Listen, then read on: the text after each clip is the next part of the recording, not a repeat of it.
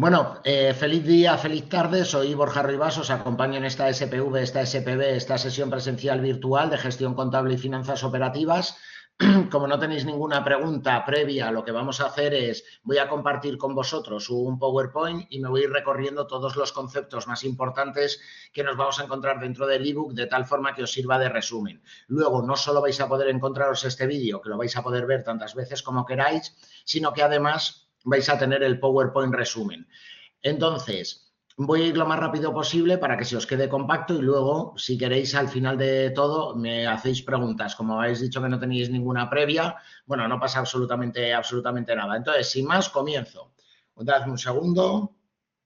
Ahí que va.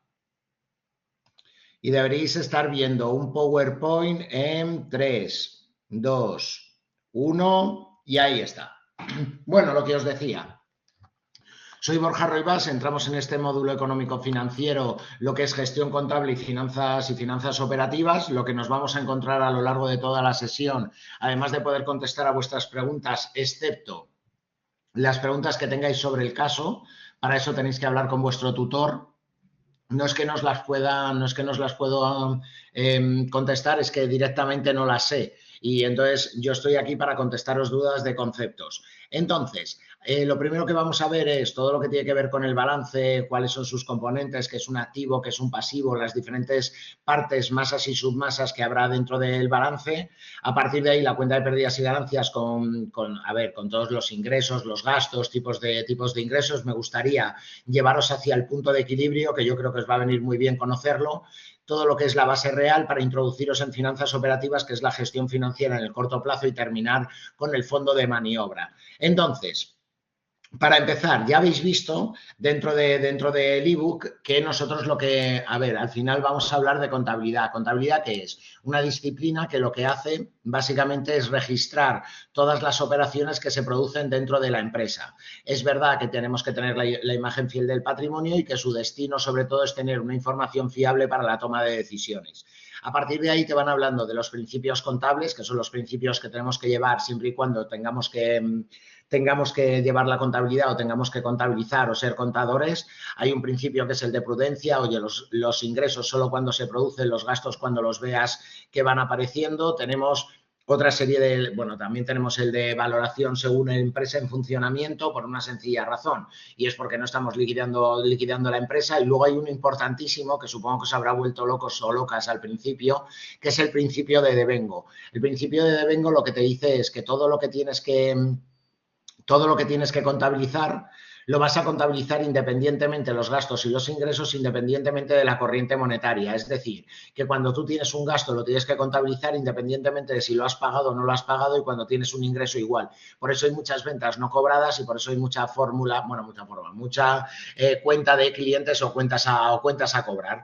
Pero lo principal que es saber que existen las cuentas anuales. Las cuentas anuales son el balance, la cuenta de pérdidas y ganancias, la memoria, y luego en grandes empresas el estado de flujos de efectivo y el estado de cambios en el patrimonio neto. Se llaman cuentas anuales porque las tenemos que presentar una vez al año. Es verdad que internamente las empresas lo tienen, oye, cuando quieran, cada mes, ¿no? O cada trimestre, y van haciendo cuentas. Incluso en el caso de las grandes empresas suelen publicar su balance una vez al mes o una vez por trimestre. ¿Eso por qué es? Para evitar que hay muchísimos inversores que, como están invirtiendo en bolsa, no se pueden permitir el no tener ninguna información de una empresa en la que están invirtiendo durante todo un año. ¿Por qué? Porque sería demasiado riesgo. Entonces, dentro de esas cuentas anuales, la primera que nos vamos a encontrar es el balance. ¿El balance qué es? El balance es la situación económica financiera de la empresa. Siempre que vemos una empresa, siempre nos vamos a encontrar dos torres: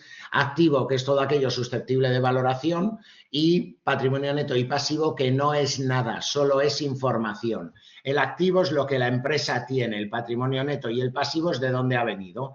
Por ejemplo, si tú y yo creáramos ahora una empresa con $5.000, ¿qué pasaría? Que entonces, $5.000, ¿dónde estaría? Aquí en el activo, en bancos.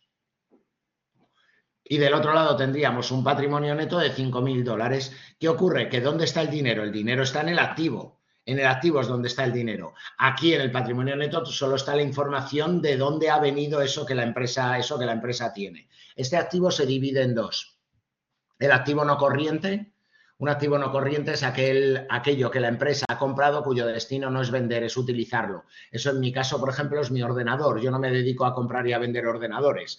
Por eso yo, cuando me compro un ordenador, resulta que es un activo no corriente, porque me lo he comprado para poder utilizarlo, mientras que el activo corriente es donde está nuestro ciclo de explotación.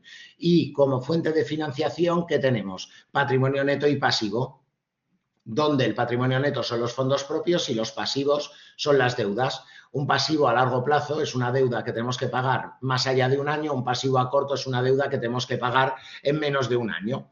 Por eso, al final, el balance tiene dos estructuras. La estructura económica, que es donde está el conjunto de todos los bienes, derechos y otros recursos que están controlados por la empresa y que son dinero, o a través de se van a convertir en dinero o a través de la venta se van a convertir en dinero.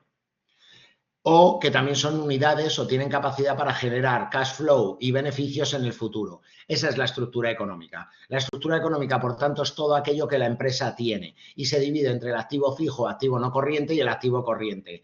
Mientras que la estructura financiera se divide en pasivo, que son las deudas, es decir, las obligaciones contractuales que tiene la empresa divididas en corto y largo plazo, y el patrimonio neto, que son los fondos que realmente pertenecen a los propietarios. Un segundo que dejo de compartir y ahora os explico el balance con todas las submasas.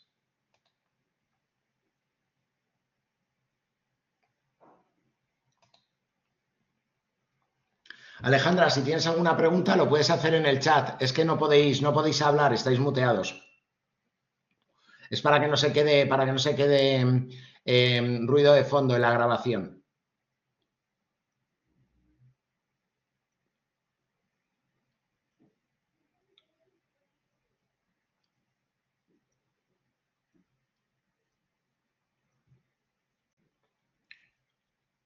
Un segundo. Y si no, sigo compartiendo.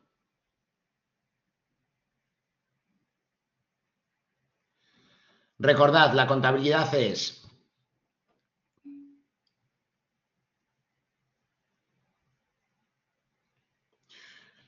no, Alejandra, si tienes un edificio, el edificio es un activo. Otra cosa es que además de un activo lo hayas dejado a deber. Entonces, por un lado tienes un edificio que es un activo, por el otro lado lo que vas a tener es una deuda, que sería un pasivo.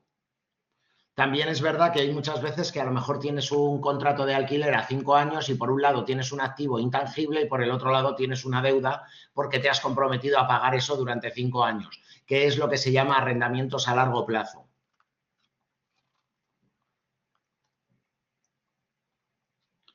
¿Vale? En principio, cuando tú tienes un edificio, el edificio es tuyo y entonces es un activo. También lo que puedes tener es un activo que es un edificio y un pasivo que es la deuda por el edificio.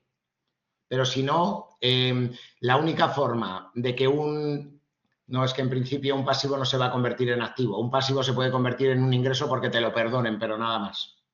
¿Vale? Perfecto. Entonces, sigo. Vuelvo a compartir.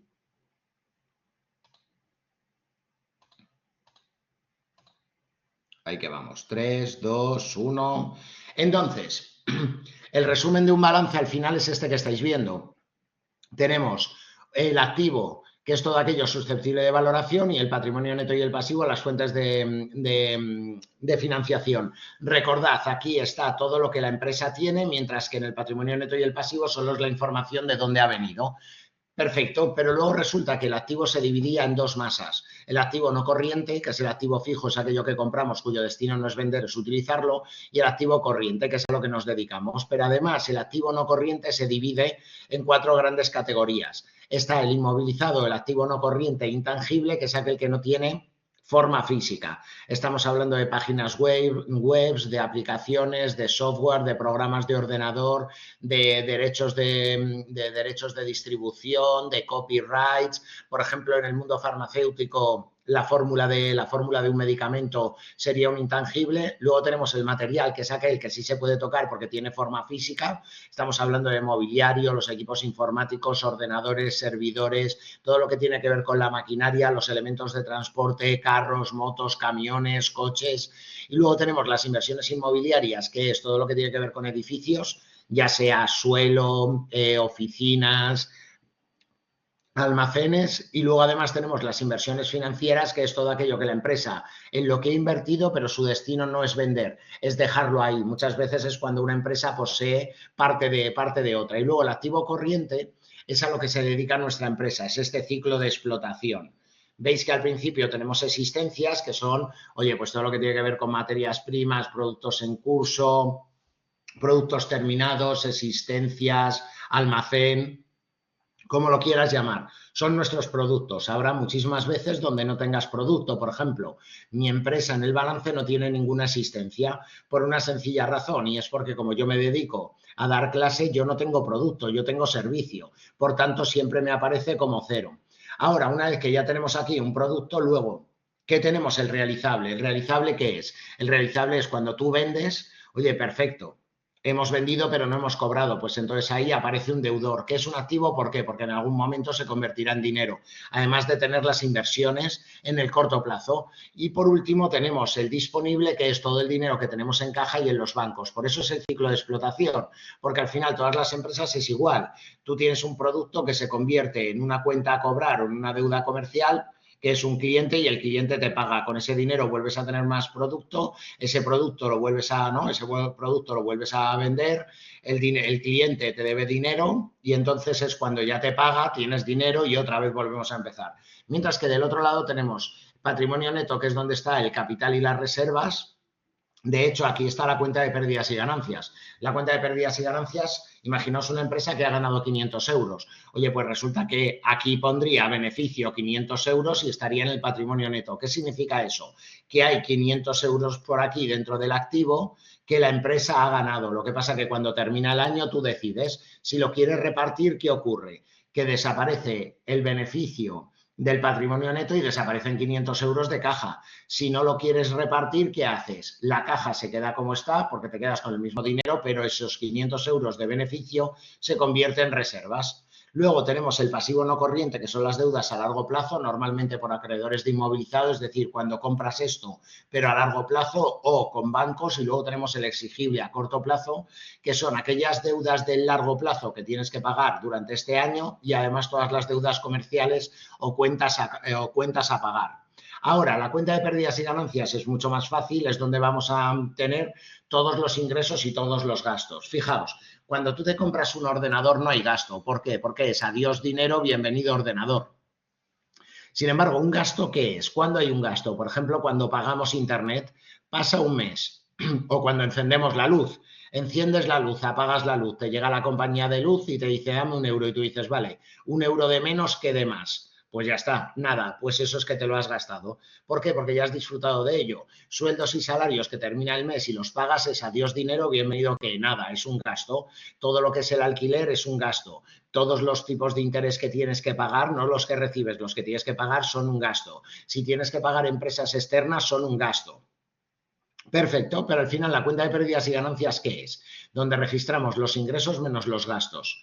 Y eso nos da el beneficio. Esto está visto desde un punto contable. Es decir, que al final luego lo que vamos a estar siempre analizando, ¿qué es? Oye, ¿qué tipo de beneficios tenemos? ¿Qué tipos de gastos? ¿Qué tipos de ingresos? Si son beneficios extraordinarios, ordinarios, etcétera. Al final, esto lo que nos va a contestar es a qué objetivos tiene mi empresa. Sin embargo, desde la base real, por eso ya nos vamos introduciendo en finanzas operativas, ¿qué ocurre? Que entonces resulta que la base real no es esa. La base real es cuándo cobro y cuándo pago. Y eso es la tesorería o cash flow. Claro, al final una cosa son los ingresos menos los gastos, que además están siguiendo el principio de devengo, y luego está la tesorería o cash flow. Claro, cuando estás dentro del día a día en la gestión financiera a corto plazo, ¿qué ocurre? Que entonces lo que siempre te preguntas es, oye, ¿cuándo voy a cobrar del cliente? ¿Cuándo tengo que pagar este gasto? ¿Qué pasa si el cliente que me tenía que pagar el día 15 y yo pagar al proveedor el día 20 no me paga el día 15? ¿Cómo puedo hacer, ¿vale? ¿Y cómo puedo gestionar si se desfasa un cobro, si se desfasa un gasto? Ahora, Esa cuenta de resultados, al final, ¿qué es? Una cuenta anual, un estado que refleja el beneficio o la pérdida, donde nos vamos a encontrar los ingresos y los gastos. Y esta sería una cuenta de pérdidas y ganancias en resumido. Luego veréis una que sea mucho más grande, pero al final son todas iguales. Por un lado tenemos los ingresos, que son las ventas, por el otro lado tenemos el coste de la venta, que es lo que nos ha costado aquello que hemos vendido, y eso nos da la utilidad bruta o margen bruto.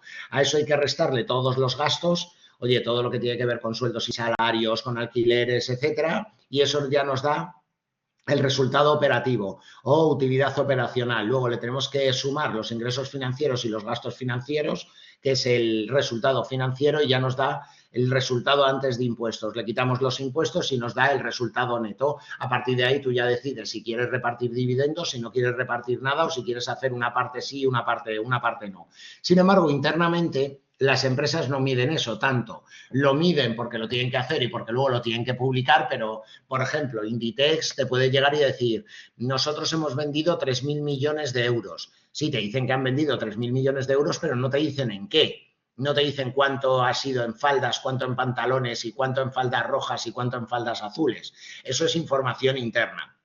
¿Por qué? Porque internamente siempre vamos a llevar la cuenta de pérdidas y ganancias analítica, que es donde vamos a ver los tipos de gastos, cuál es el punto de equilibrio, ¿no? Y van a tener que tener un sistema de control de gestión.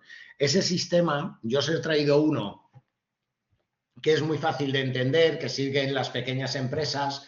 Luego tenemos otro que suelen seguir las medianas y luego ya tenemos los de métodos totales. Entonces, os voy a presentar el sistema del costo fijo, costo variable, que básicamente es unos tipos de gastos en los que vamos a dividirlo todo, ¿no? Pero es verdad que también existe el coste directo e indirecto, que es otro sistema, o los sistemas de métodos totales, incluso el sistema ABC. Pero bueno, esto es para que, como está fuera de temario, quiero que lo entendáis bien. Fijaos, un coste fijo es aquel que no depende de la producción, es decir, que no depende de las ventas.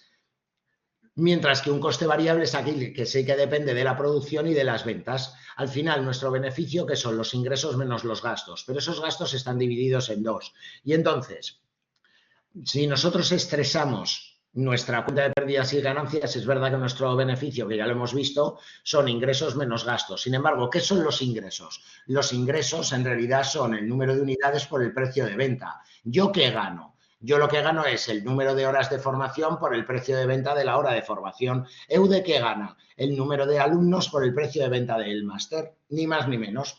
Esos son los ingresos, menos. ¿Cuáles son los gastos? El mismo número de unidades que yo vendo por su coste variable, es decir, por lo que me cuesta cada una de las unidades. Y además están los costes fijos, que son aquellos que no dependen de la producción ni de las ventas. Por eso hay muchísimas empresas que lo que calculan es lo que se llama el punto de equilibrio. El punto de equilibrio es el número de unidades que tenemos que vender para ni ganar ni perder. Entonces, fijaos, simple y llanamente lo que vamos a hacer es esta fórmula que tenemos aquí arriba, la vamos a igualar a cero, y lo que vamos a hacer, ¿qué es? Vamos a despejar el número de unidades. El número de unidades siempre tiene que ser igual. Para que la cuenta de pérdidas y ganancias sea cero, ¿vale? Tiene que ser igual al coste fijo dividido entre el precio de venta menos el coste variable. Vamos a poner un ejemplo. Imagínate que alquilas un bar y eso te cuesta $1.000 o 1.000 euros. Y resulta que vamos a vender zumos y el precio de venta del zumo de naranja son 3 euros. El coste variable es 1 euro. ¿Qué es ese coste variable? No son solo las naranjas. Estamos hablando de las naranjas más un poco de electricidad por haber hecho el zumo, más un sobre de azúcar, más un vaso que se lleva el cliente, más 3 servilletas. Eso es el coste variable. Claro, si yo no vendo el zumo de naranja, yo no me gasto ni las naranjas, ni el vaso, ni el azúcar, ni absolutamente nada. Seguiría siendo mío. Por eso es coste variable. Cuanto más vendo, más costes variables voy teniendo. Entonces, si yo aplico la fórmula que teníamos antes, ¿cuál es el coste fijo? El coste fijo es el alquiler del bar. ¿Por qué motivo? Porque una vez que yo alquilo el bar por 1.000 euros, ya me da igual vender un zumo que vender 1.000.000. Yo los 1.000 euros lo tengo que pagar, no depende ni de las ventas ni de la producción. Entonces, 1.000 euros dividido entre 3 menos 1 me da 500, 1.000 dividido entre 2, 500. Comprobación, 500 zumos por 3 euros son 1.500 euros que tengo en la mano, menos los mismos 500 zumos por 1 euro, 1.500 menos 500, 1.000, menos 1.000 del alquiler, 0. ¿Eso qué significa? Eso lo que significa es que si esta empresa vende 500 zumos, ni gana ni pierde. Si vende más de 500 zumos, estaría ganando. Si vende menos de 500 zumos, estaría perdiendo dinero por cada zumo que no ha vendido. Ahora fijaos, cuando lo vemos desde el punto de vista gráfico, veis que aquí los costos fijos son estos que no dependen de la producción, siempre son los mismos, los costes variables van subiendo. ¿Por qué? Oye, porque un zumo vale 1 euro, 2 zumos 2 euros, 3 zumos 3 euros. Oye, pues fenomenal.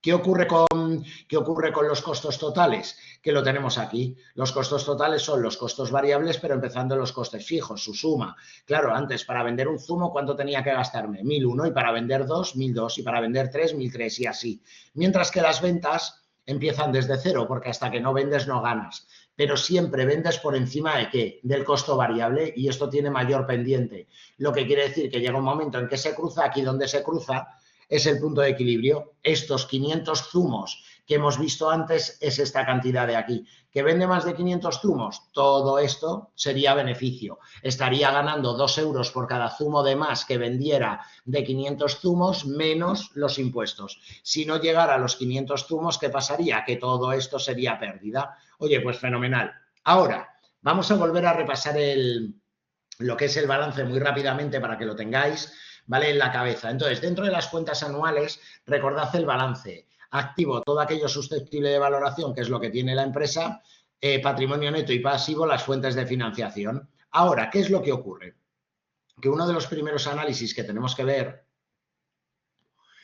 es lo que tiene que ver con, bueno, esto os lo dejo aquí, pero ya lo hemos repasado, el activo es igual al pasivo más el patrimonio neto. El activo es el destino de los recursos, que es lo que tengo, mientras que el pasivo y el patrimonio neto es el origen de dónde han venido eso que tengo. Luego tenemos, ¿no?, por un lado bienes y derechos, por el otro lado obligaciones y deudas, pero no quiero eso, que eso ya lo hemos visto antes. Yo lo que quiero es ver los equilibrios patrimoniales. Este es uno de los primeros análisis que se tiene que hacer con el balance de una empresa. Entonces, tenemos 4 posiciones. Tenemos una posición de estabilidad, que en este caso es máxima estabilidad, que es cuando el activo es igual al patrimonio neto. ¿Qué significa eso? Eso significa que el activo es todo esto, y entonces los recursos propios, que es el patrimonio neto, ¿qué sería? Todo esto. Claro, es matemática. Si todo esto tiene que ser igual a los recursos propios, eso significa que no tenemos deudas, es decir, que no hay un exigible a largo plazo ni un exigible a corto. Fenomenal, claro. Esto aquí, ¿qué te está diciendo? Que es una empresa sin deudas. Una empresa sin deudas es imposible que tenga mejor estabilidad. Luego tenemos la posición normal, que es cuando el activo es igual al pasivo más el patrimonio neto, es decir, lo que tiene una empresa viene por un lado de la aportación de los socios y por el otro lado de deudas. Luego tenemos una posición inestable, que está en muchos países ya directamente no te dejan estar, que es cuando el activo es igual al pasivo, es decir, que cuando todo lo que tiene la empresa es igual a las deudas que tiene, no tiene ningún fondo propio. Y luego tenemos las posiciones de quiebra. Una posición de quiebra, que es cuando las deudas son mayores que lo que la empresa tiene. Ahí la empresa ya está quebrada. Esta sería la cuenta de pérdidas y ganancias. Oye, tened en cuenta que tenemos es decir, muchísimas filas. En la vida real creo que tenemos, si no me equivoco, unas 90.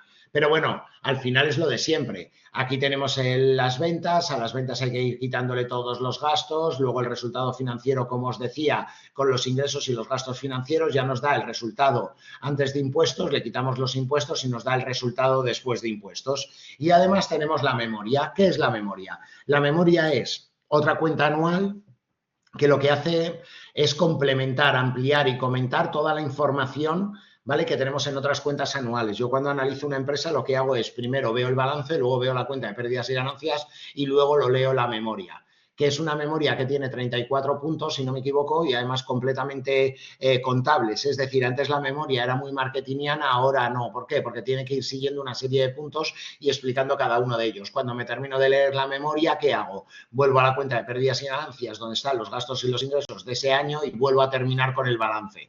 ¿Por qué? Porque en el balance tengo más información histórica. Perfecto. Ahora, tenemos que entrar en la parte de finanzas operativas. Aquí vamos a ver rápidamente una de las medidas más importantes que nos vamos a encontrar. Es muy probable que uno de los ejercicios que tengáis, ¿vale?, dentro de los casos te pidan calcular el fondo de maniobra. Entonces, el fondo de maniobra básicamente es lo que estáis viendo aquí abajo. Es el activo corriente menos el pasivo corriente. ¿Esto está basado en qué teoría? A ver, si yo tengo 1.000 euros aquí y mañana tengo que pagar 900, tengo un fondo de maniobra positivo. Maravilloso. ¿Eso qué significa? Que me puedo ir a cenar, pero no me puedo gastar más de 100. ¿El problema dónde vendría? El problema vendría si aquí yo tengo 900 euros y mañana tengo que pagar 1.000. Entonces, claro, tendría que pedir prestados esos 100, a ver si me los van a dejar prestados o no. ¿Se entiende el este? Y además, en el caso de que me los dejen, luego cuando los devuelva los tengo que devolver con tipo de interés. Ahora, ese fondo de maniobra, también llamado capital de trabajo, capital circulante, fondo de rotación o working capital, tiene dos enfoques. El enfoque corriente, que es el que acabamos de ver, activo corriente menos pasivo corriente, y luego está el enfoque no corriente. ¿Por qué? Porque esto al final son matemáticas.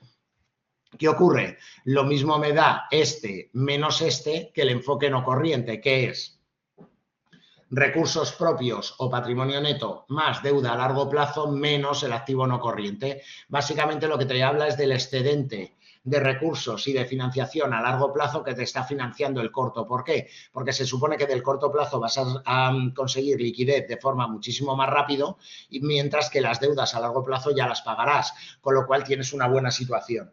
¿Se entiende eso? Ahora, existen tres situaciones: fondo de maniobra mayor a cero, que es cuando tienes un activo corriente mayor al pasivo corriente. Tenemos el fondo de maniobra igual a cero, que es cuando son absolutamente iguales. Y luego tenemos un fondo de maniobra, que es con el que quiero terminar y entretenerme, que es el fondo de maniobra negativo. A ver, un fondo de maniobra negativo dependerá del tipo de empresa que es. Lo normal es que sea muy mala noticia, pero es verdad que hay, por ejemplo, grandes distribuidoras donde tiene aquí, imaginaos, 2 jerseys de 500 euros, es decir, 1.000 euros en jerseys, y aquí resulta que debe 2.000 euros. Y tú dices, bueno, esta empresa se va a morir.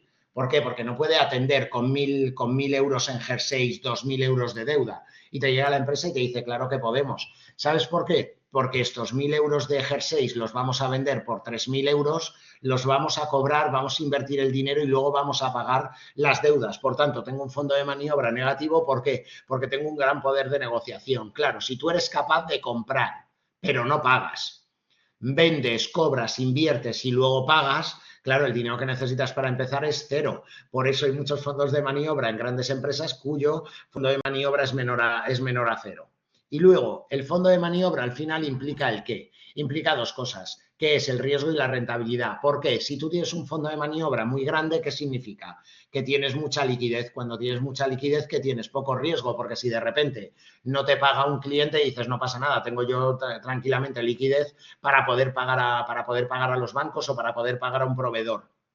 Ahora, eso de tener mucha liquidez y muy poco riesgo, ¿qué es lo que hace que baje tu rentabilidad? ¿Por qué? Porque el dinero no está circulando, lo tienes atrapado en el fondo de maniobra.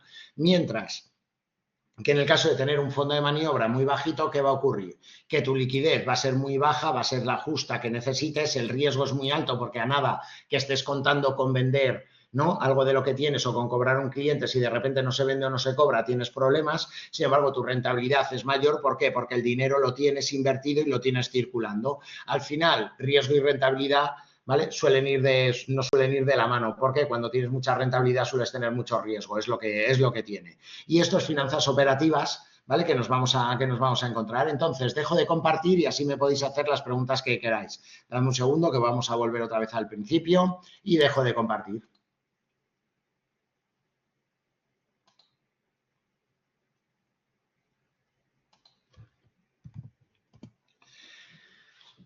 Bueno, pues voy a ha sido un placer, dejo de grabar por si tenéis que hacerme alguna pregunta y luego ya veréis el vídeo tranquilamente junto con la presentación. Gracias. Y ahora hacerme las preguntas que queráis.